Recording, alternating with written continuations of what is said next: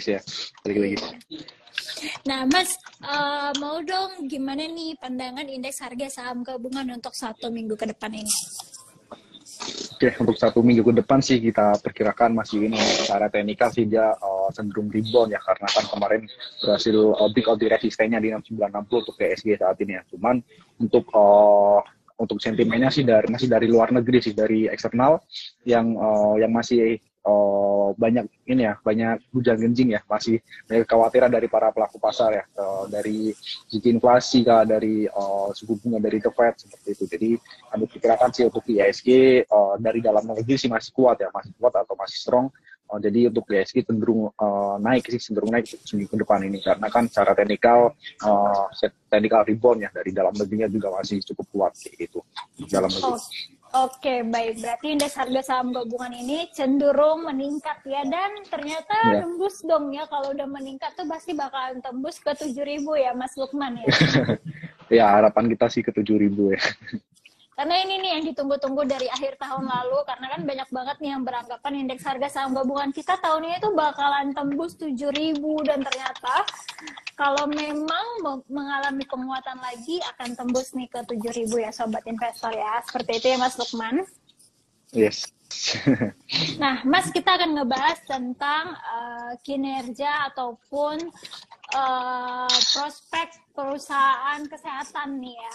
Nah, kalaupun sektor healthcare ini sebelum pandemi kan ini waktu pandemi ini kan benar-benar difavoritkan banget ya, di banyak banget nih yang beli sektornya. Nah, sekarang udah endemi, ini kira-kira pandangannya bagaimana nih untuk sektor healthcare tersebut? Oke, emang dulu sektor healthcare pas pandemi beberapa emiten mengalami kenaikan ya, seperti mungkin kita sebut ada emiten jarum suntik, daerah dan sebagainya. Karena kan walaupun meskipun ada guncangan secara ekonomian, pas pandemi dulu ada yang dapat diuntungkan lah kayak gitu. Jadi emang pasar tuh secara unik ya. Nah, setelah pandemi ini emang jadi normalize. Jadi udah kembali lagi mungkin buat penyakit seperti COVID kayak gitu. Jadi udah mulai kembali lagi ya. Jadi kita lihatnya untuk rawat jalan udah kembali lagi ya, seperti emiten rumah sakit mengalami pertumbuhan ya untuk rawat jalannya, seperti mengalami kenaikan 20% secara year on year salah satunya. Dan selanjutnya untuk mobilitas masyarakat juga semakin tinggi ya, dan setelah pandemi ini sebenarnya masih unik juga ya, ada unik juga karena ada peraturan baru kayak gitu. Jadi meskipun dengan setelah pandemi ini kita melihat lebih ke rawat jalannya sih mengalami kenaikan, terutama untuk Jakarta mungkin ada kasus baru seperti ISPA dan sebagainya itu mengalami kenaikan ya. Ada beberapa emiten seperti Mika itu mengalami lonjakan kenaikan dari rawat jalan dari ISPA kayak gitu. Karena kan saat kondisi udara Jakarta saat ini kurang bagus kayak gitu. Jadi emang lebih ke ini sih, lebih ke rawat jalan sih. Jadi untuk rumah sakitnya, untuk intensitasnya lebih meningkat kayak gitu. Oke, baik. Jadi kalau misalnya kita melihat sektor dari rumah sakit ataupun kesehatan sebenarnya masih berpeluang baik ya ataupun bagus ya Mas, karena dengan faktor-faktor yang sudah Mas sebutkan tadi, polusi udara ataupun lain sebagainya ya Mas Lukman. Yes. Nah, kalau misalnya nih proyeksi untuk akhir tahun 2023 ini, apakah masih layak dikoleksi untuk sektor kesehatannya ini Mas?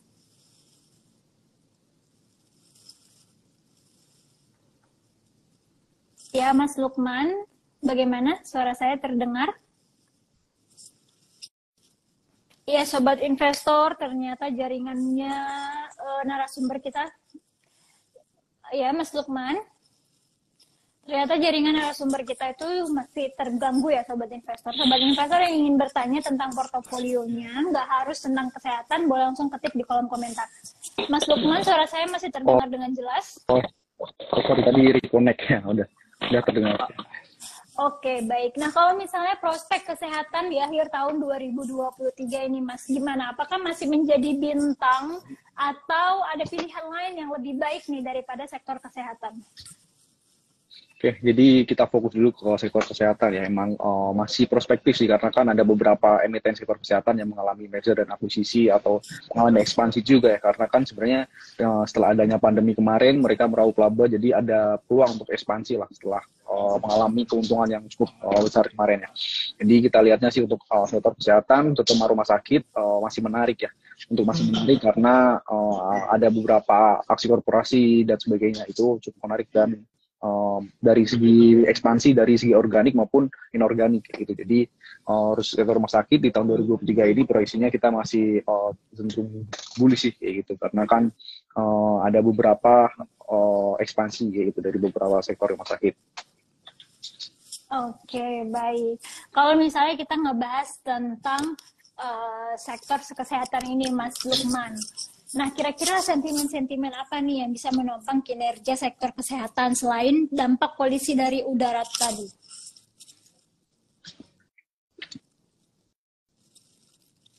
Ya, Mas Lukman.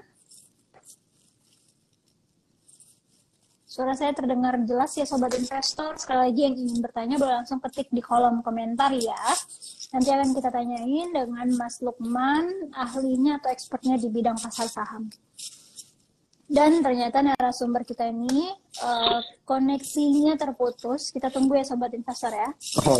Udah kembali lagi, sorry. Ya, mungkin Mas Lukman suara. Oke, masih aman sih suaranya. Ya, bagaimana Mas? Tadi pertanyaannya udah dapat ya? Udah, oke. Jadi ini ya sentimen untuk sektor kesehatan ya. Saat ini sih yang terbaru adanya tentang RUU tentang kesehatan ya. Ini kita lihatnya dapat menguntungkan terutama sektor rumah sakit ya karena ada beberapa sektor kesehatan, ini lebih spesifik ke sektor rumah sakit kayak gitu. Jadi itu kan salah satunya dapat meningkatkan ini ya tenaga kerja meskipun dari luar negeri itu bisa berdampak positif bagi emitennya. Iya, baik. Nah, Mas, kalau misalnya kita mengulik tentang tahun-tahun politik nih, apakah sektor ini akan memberikan kontribusi atau tidak? Untuk di tahun politik ini sih kita lihatnya lebih ke polisinya ya, karena kan ada ada undang-undang baru nanti dengan adanya pemerintahan baru, apakah ada peraturan baru seperti itu sih. Namun saat ini untuk direct efeknya sih kita belum melihat ya, karena lebih kita lihatnya untuk sektor politik lebih ke untuk event politik ini kita lebih lihatnya ke sektor retail ya, karena kan direct efeknya ke situ langsung kayak gitu, karena kan ada beberapa potensi peningkatan konsumsi domestik kayak gitu. Jadi untuk directnya kita lihatnya lebih ke sektor retail dengan adanya event politik ini. Jadi untuk kesehatan belum. Oke, baik. Nah, tadi ada yang komentar Mas Reynaldo. Boleh bertanya, boleh ya. Nanti ketik aja di kolom komentar ingin bertanya mengenai apa. Nah, Mas Lukman, kalau misalnya nih, kemarin itu melesat nih, Rumah Sakit Siloam Hospital atau kode emiten Silo dengan naik hampir 10% dengan dikeluarkannya Undang-Undang Kesehatan disahkan ya. Apakah kenaikan ini berdampak dengan RUU yang baru ini atau tidak nih, Mas? Oke, jadi kan salah satunya emiten Siloam itu emiten rumah sakit ya. Dengan adanya itu kemarin mengalami kenaikan setelah pembagian dividen ya, sebenarnya setelah pembagian dividen itu juga ada efeknya juga karena ada RUU kesehatan, karena kan dengan praktik lebih inilah dengan adanya RUU baru itu dapat memfasilitasi lah seperti dokter luar negeri dapat melakukan praktik di Indonesia. Jadi tingkat kualitas dari dapat meningkatkan dari emiten rumah sakit itu. Kita lihatnya dapat meningkatkan dari rumah sakit itu karena kan dokter di Indonesia yang kita lihat itu terbatas lah, masih sangat terbatas, dan itu kurang cukup untuk meng-cover semua pasien yang dari Indonesia. Jadi meskipun ada spesialis yang lebih lah, jadi dengan adanya itu pemerintah juga berniat untuk orang Indonesia jika sakit tidak keluar negeri, jadi bisa di Siloam aja. Jadi dengan adanya itu sih kita lihatnya pasar juga merespon positif ya dengan harga saham yang terapresiasi di Silo gitu. Oke, baik. Kalau misalnya kita mengkoleksi beberapa saham sektor kesehatan nih seperti Silo, BHMS, PRDA, dan Hill, ini kira-kira prospektusnya gimana nih Mas? Boleh nggak kita bedah satu persatu? Dari mulai Silo dulu, emiten Silo. Oke, jadi untuk Silo sih kita lihatnya cukup bagus ya. Mungkin kita lihatnya secara teknikal dulu ya. Secara teknikal dulu di sini Silo setelah mengalami kenaikan ya, dia mengalami sideways atau konsolidasi ya, dia mengalami sideways atau konsolidasi dengan supportnya kita lihatnya di support terbawahnya di 1800 ya, di area 1800 dan resistennya kita ambil di 2110. Jadi untuk emiten rumah sakit ini Silo salah satunya juga menarik ya, karena secara valuasi dia juga salah satu paling murah secara EV/EBITDA gitu. Jadi kita lihatnya sih dari emiten rumah sakit Silo yang paling kami jagokan salah satunya. Oke, baik. Kalau misalnya dari BHMS nih Mas, ini bagaimana? BHMS.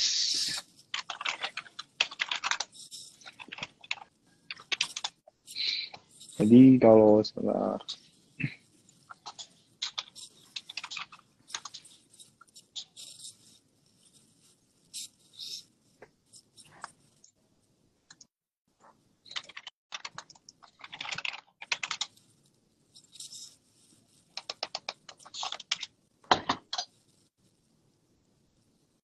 Oke, mungkin sebentar saya nggak keluar ya, nunggu chat dulu ya. Jadi mungkin kalau pertimbangan saya sih di emiten rumah sakit ini selain secara teknikal sih mungkin terkait likuiditas ya, likuiditas kayak gitu. Jadi untuk BHMS, jadi kita lihatnya tuh Silo, Mika dia cenderung liquid kayak gitu dibandingkan emiten lain seperti itu. Mungkin untuk secara teknikal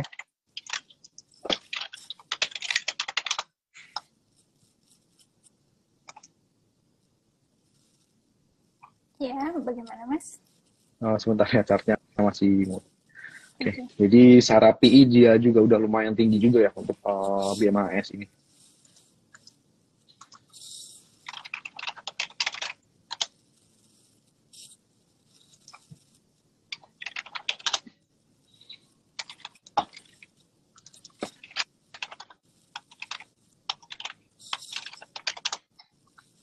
Oke, udah.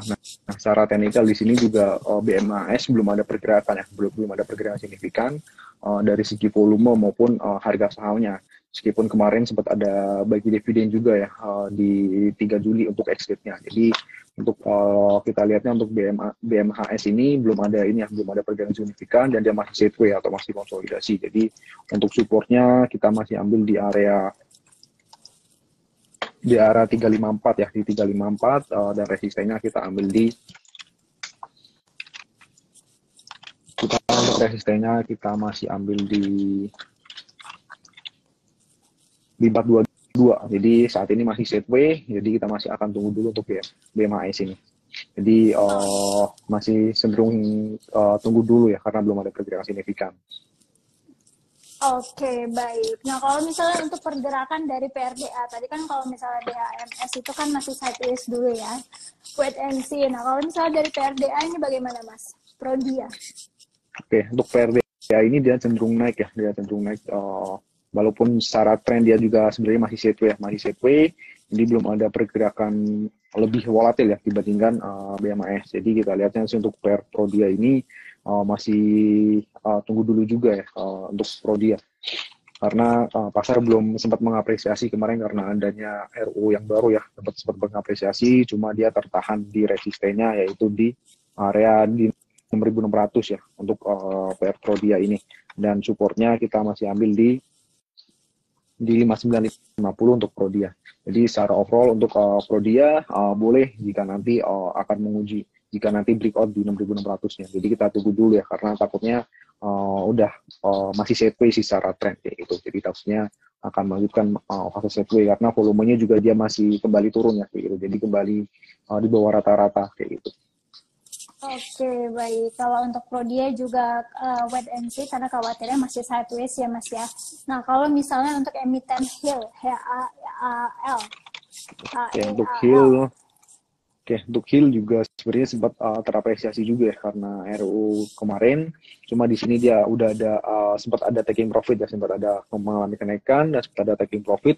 dan di sini juga cenderung sideways juga ya untuk real. Jadi overall untuk emiten rumah sakit sih kebanyakan secara jangka pendek ya, secara jarak pendek maksudnya mungkin yang teman-teman suka swing ya, untuk 2 minggu 3 minggu dia masih sideways, untuk 2 minggu 3 minggu ke belakang kayak gitu. Jadi untuk real ini secara teknikal juga dia masih sideways atau konsolidasi. Okay. Dengan supportnya kita ambil di 1375 dan resisten di 1435. Oke, baik. Berarti rata-rata masih wait and see ya, Mas ya. Nah, kalau misalnya kita ngebahas tentang prospek saham farmasi nih, atau healthcare nih, Mas. Seperti Kalbe Farma, nah itu gimana nih? Layak nggak untuk dikoreksi ataupun dibuy di saat ini? Oke, mungkin Kalbe Farma sih lebih kita ngelihatnya dari ini ya, dari segi cost ya, karena kan kemarin sempat mengalami kenaikan dari segi cost karena ada beberapa impor harga raw material yang mengalami kenaikan. Cuma kita lihatnya di sini untuk raw material semakin membaik ya, semakin membaik, cuma belum normalize kayak gitu. Jadi untuk farmasi sih kita concernnya lebih ke harga raw material, apalagi yang masih mengandalkan impor. Walaupun pemerintah sekarang membuat program ini ya, program mandiri dari raw material sendiri. Jadi pembuatan obat itu dari dalam negeri sendiri. Nah itu masih juga berproses dan juga masih ada beberapa yang bekerja sama dengan emiten luar negeri kayak gitu. Jadi overall untuk sektor farmasi kita lihatnya sih masih terkendala oleh raw material. Oke, baik. Nah, kalau misalnya nih yang paling menarik adalah emiten SIDO nih, Mas. Emiten SIDO kan kita melihat ya dari tahun ke tahun, year on year-nya semakin meningkat, tapi pergerakannya terkenal sekali cukup lambat. Nah, ini bagaimana nih? Apakah masih akan tetap bertahan naik gitu ya sampai puncaknya, atau saat ini tuh udah selesai manggungnya nih, Mas? Oke, jadi emang kalau dilihat SIDO sih dulu tuh dipakai para investor untuk value investing ya, karena dia low leverage atau low debt dan dia mengalami pertumbuhan terus ya, dan rajin bagi dividen. Maka dulu suka dipakai untuk value investing karena mengalami kenaikan dari sejak tahun 2018. Jadi kita lihatnya di tahun 2023 ini dia juga terkendala ini ya, cost yang cukup tinggi ya untuk SIDO, dan dia juga mengalami penurunan kayak gitu. Jadi earningnya tuh di bawah estimasi lah kayak gitu, di bawah estimasi pasar. Jadi pasar tuh melakukan expecting profit dari tahun kemarin kayak gitu. Jadi secara keseluruhan untuk SIDO ini kita lihatnya sih dia masih akan ini ya, masih mencari arah ya, meskipun udah turun lumayan tinggi ya dari 1000-an ke 600 kayak gitu. Jadi untuk SIDO kita masih tunggu dulu juga ya, karena kita lihat bottomnya masih di 615 dari penurunannya, dan ini masih menguji ya secara teknikal, dia juga masih menguji di bottomnya di 615 untuk SIDO ini. Jadi overall untuk SIDO kita juga masih akan tunggu dulu, jika nanti breakdown ke bawah 615 lagi, dia ada potensi untuk melakukan penurunan untuk SIDO. Jadi untuk SIDO support pentingnya di 615 kita ambil. Oke, baik. Kalau misalnya mengenai SIDO nih, masih pantas nggak sih atau layak kita koleksi untuk jangka panjang nih, Mas Lukman? Untuk prospeknya sih cukup bagus ya, karena kan dia salah satu main drivernya dari ini ya, dari jamu herbal ya.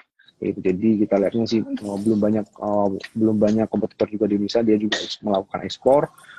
Secara jangka panjang sih masih oke, karena dia juga masih memberikan dividen ya. Jadi secara value investing juga masih cukup menarik untuk SIDO. Oke, baik. Nah, kalau gitu kita tinggal tunggu waktunya aja nih ya untuk SIDO rebound kembali. Mudah-mudahan tetap bisa kita koleksi untuk jangka panjang.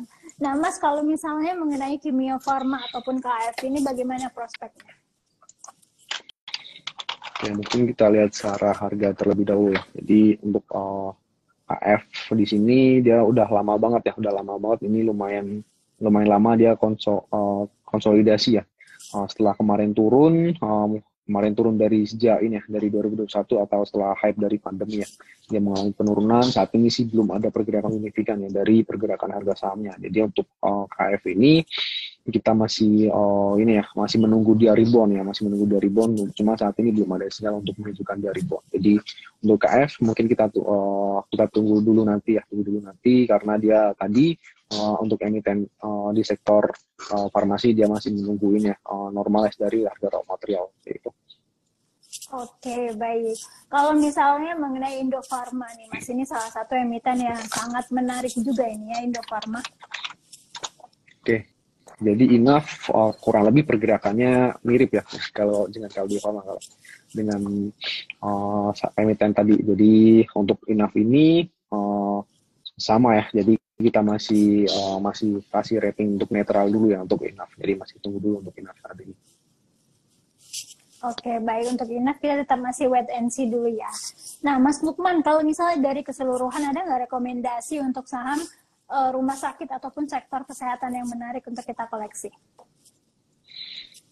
Secara keseluruhan sih kita lebih tertarik dengan Silo dan Mika sih untuk emiten rumah sakit atau mau di sektor kesehatan ini. Kebetulan dua-duanya jatuh di emiten rumah sakit ya untuk Silo dan Mika. Jadi untuk Silo kita lihatnya prospeknya cukup bagus ya, secara EV/EBITDA juga dia lumayan yang paling under value di sektornya gitu. Cuman kalau untuk Mika kita lihatnya di sini investor dapat memanfaatkan volatilitasnya karena pergerakannya yang cukup volatil, mungkin bisa dimanfaatkan untuk trading. Oke, baik. Nah, Mas Lukman, ada beberapa pertanyaan dari sobat investor dari @japux. Mas, boleh dong liatin analisanya untuk GoTo? Oke, GoTo. Mungkin kita beralih ke GoTo ya. Oke. Agak lompat-lompat ini, Mas. Oke, jadi mungkin banyak yang bertanya ya untuk investor kayak gitu karena kan sempat fenomenal ya karena beberapa kali turun seperti itu ya.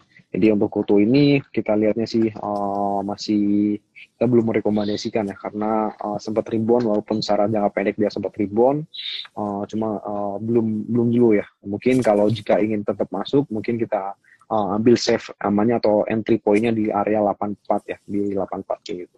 Dengan support yaitu di 81 dan yang berarti dapat itu support penting ya kalau breakdown ke bawah lagi untuk GoTo nanti dapat melakukan penjualan jika breakdown di 81 lagi karena menjadi support penting gitu. Jadi mungkin entry point-nya kita jadi ambil di range 81 sampai 84 untuk saat ini sih belum ya karena takutnya ini kalau secara teknikal dia membentuk evening star ya, dia membentuk evening star secara teknikal, jadi takutnya dia berbalik rebound menuju ke supportnya terlebih dahulu.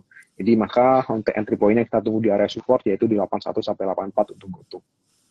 Oke, baik. Mudah-mudahan GoTo segera rebound dan nembus lagi di 100 ya, sobat investor ya. Nah, Mas Lukman, ada yang bertanya dari dari Rante. Kalau prospek dari RMKR gimana ini, Mas? RMKE atau ya? Atau ya, RMKE? RMKE. Oh, ya. Oke, jadi RMK Energy ya. RMK Energy ini secara teknikal cukup menarik ya. Secara teknikal dia cukup menarik. Dia membentuk Morningstar ya, kebalikannya dari GoTo. Jadi sempat mengalami penurunan. Penurunannya tuh tertahan di supportnya di 780 dan dia mulai mengalami rebound dengan resisten selanjutnya kita ambil di 885 untuk jangka pendeknya ya. Untuk jangka pendeknya kita ambil 885. Jadi cara untuk RMKE cukup menarik secara teknikal karena dia mulai rebound. Jadi cuman kita masih ambil spekulatif. Dari indikator stokastiknya juga menarik. Dia golden cross dari area oversold. Dia udah menyentuh area oversold dan mengalami golden cross. Jadi MACD-nya diharapkan menyusul kayak gitu. Jadi overall untuk RMK ini ada potensi untuk rebound. Maka kita ambil spekulatif buy secara teknikal di RMK ini. Oke, baik. Spekulatif buy ya, sobat investor. Nah, Mas, ada pertanyaan selanjutnya dari @tantomo_suryo. Kalau MPPA bagaimana prospeknya? Oke, untuk MPPA kemarin sempat mau rebound setelah rekisu, cuman dia ada penurunan lagi kayak gitu. Jadi secara keseluruhan MPPA trennya jadi kita masih ambil di sideways ya karena dari Maret tuh dia mengalami sideways atau konsolidasi dengan supportnya kita terbawa ya, mungkin range-nya kita ambil agak panjang karena dia sempat volatil mengalami kenaikan. Jadi supportnya kita ambil 71 dan resistennya kita ambil 114. Jadi saat ini harganya di antara support dan resistennya, maka volumenya juga dia meskipun habis rekisu dia belum ada lonjakan volume lagi ya. Kayak gitu. Jadi overall untuk MPPA kita tunggu dulu, mungkin entry point-nya kita tunggu di area 71 untuk MPPA ini. Sarah dia masih konsolidasi untuk MPPA. Oke, baik. Mas, selanjutnya pertanyaan dari Endo Sibutar.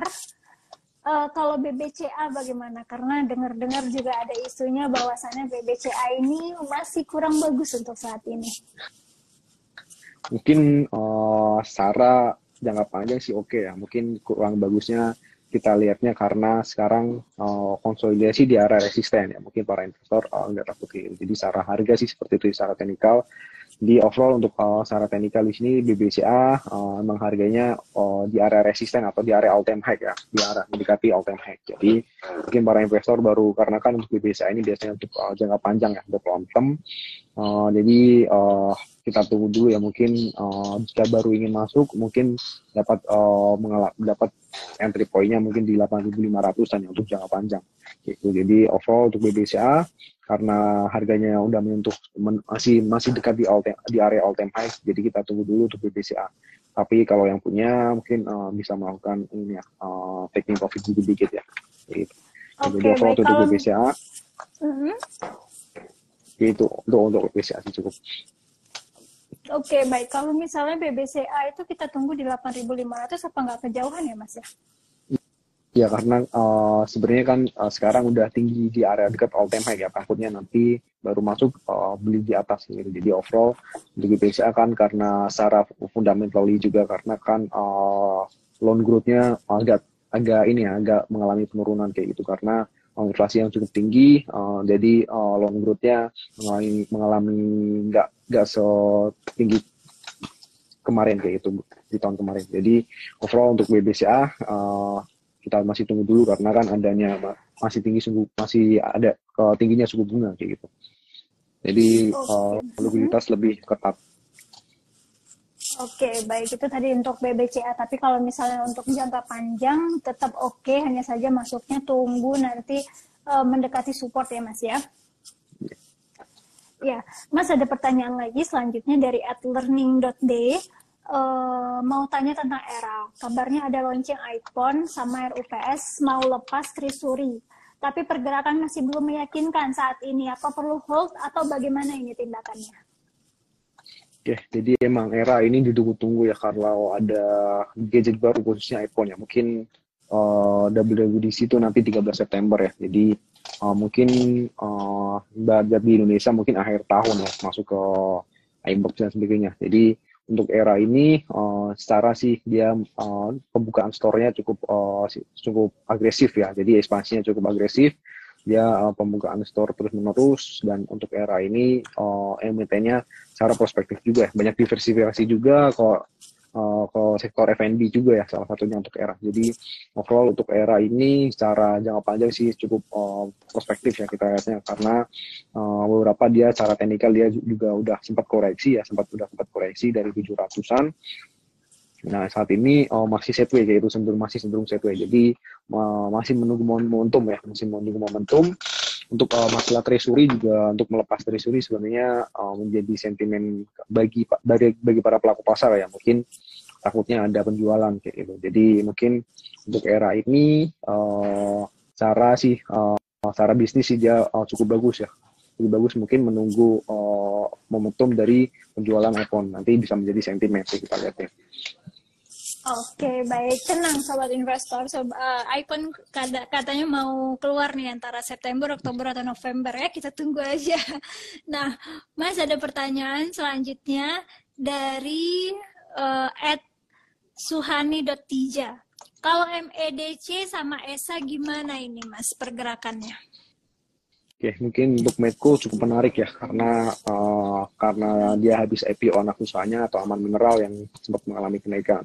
Jadi untuk Medco ini juga secara valuasi harusnya terdorong ya dari anak usahanya yang berhasil melaksanakan IPO. Jadi untuk Medco di sini secara teknikal dia sempat kemarin mengalami kenaikan, cuma hari ini terkoreksi. Jadi resistennya kita ambil di 14.30 untuk Medco ya, Jadi volumenya sih balik lagi turun untuk hari ini ya. Mungkin ada beberapa taking profit, cuma belum ada kelanjutan pembelian lagi. Jadi overall untuk Medco masih cukup menarik ya. Resistennya kita ambil di 14.30. dan supportnya mungkin kita ambil di sini di area 1160 untuk Medco ini. Oke, baik. Kalau untuk ESA sendiri bagaimana nih Mas Lukman?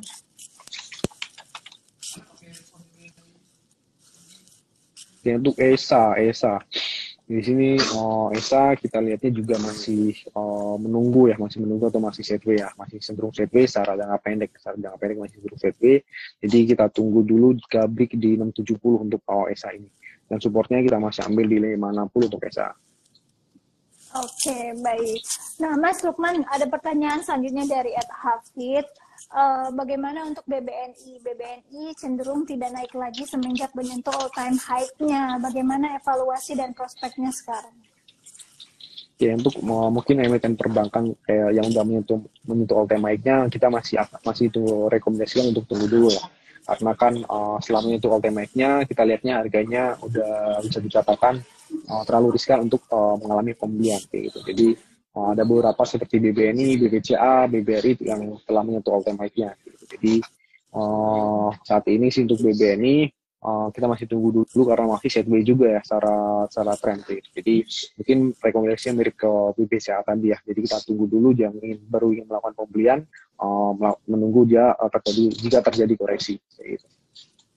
Oke, baik. Jadi kalau misalnya untuk big bank perbankan yang udah menyentuh all-time high-nya, kita tunggu untuk terkoreksi dulu ya Mas Lukman ya.